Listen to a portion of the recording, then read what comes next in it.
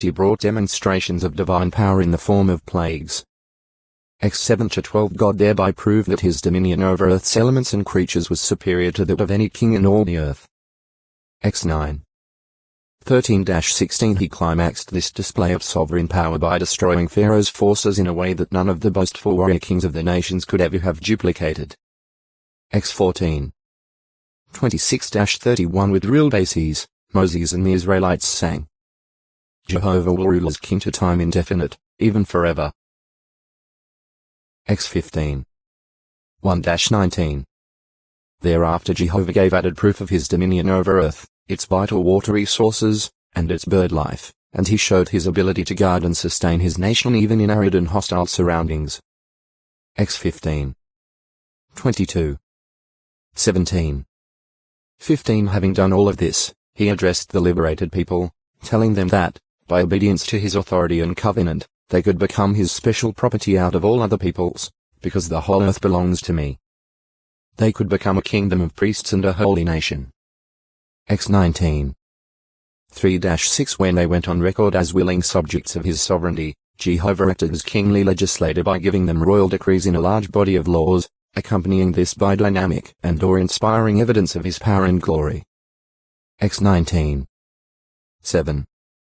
24.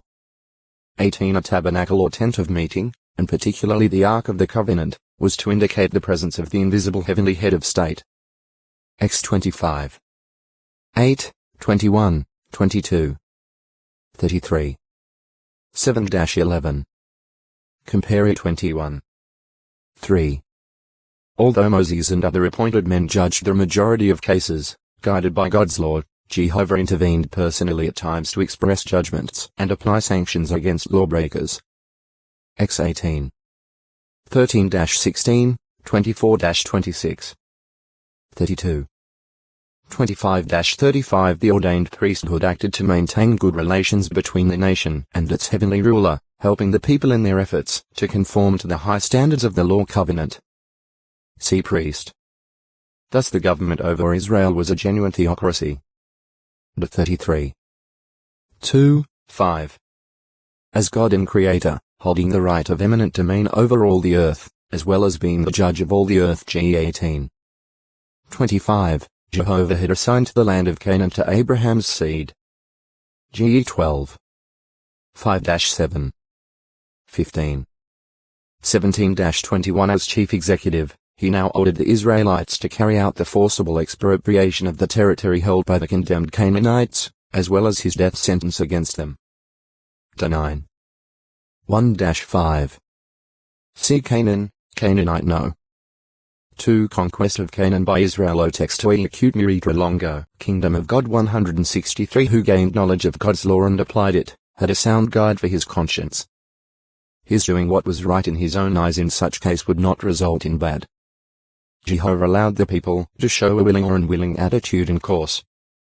There was no human monarch over the nation supervising the work of the city judges or commanding the citizens to engage in particular projects or marshalling them for defense of the nation.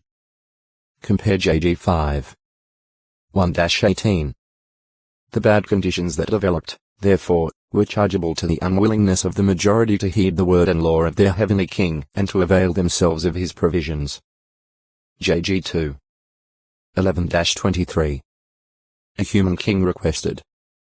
Nearly 400 years from the time of the Exodus and over 800 years from the making of God's covenant with Abraham, the Israelites requested a human king to lead them, even as the other nations had human monarchs. Their request constituted a rejection of Jehovah's own kingship over them. 1-8. 4-8 True, the people properly expected a kingdom to be established by God in harmony with his promise to Abraham and to Jacob, already cited. They had further basis for such hope in Jacob's deathbed prophecy concerning Judah G 49. 8-10, in Jehovah's words to Israel after the Exodus X 19. 3-6, in the terms of the law covenant to 17. 14, 15, and even in part of the message God caused the prophet Balaam to speak new 24. 2-7, 17. Samuel's faithful mother Hannah expressed this hope in prayer. 1-2. 7-10 Nevertheless, Jehovah had not fully revealed his sacred secret regarding the kingdom and had not indicated when his due time for its establishment would arrive nor what the structure and composition of that government would be. Whether it would be earthly or heavenly. It was therefore presumptuous on the part of the people now to demand a human king. The menace of Philistine and Ammonite aggression evidently contributed to the Israelites' desire for a visible royal commander-in-chief. They thus displayed a lack of faith in God's ability to protect, guide, and provide for them, as a nation or as individuals. 1:8. 4-8 The people's motive was wrong. Yet Jehovah God granted their request not for their sake primarily but to accomplish his own good purpose in the progressive revelation of the sacred secret of his future kingdom by the seed. Human kingship would bring its problems and expense for Israel, however, and Jehovah laid the facts before the people. 1:8.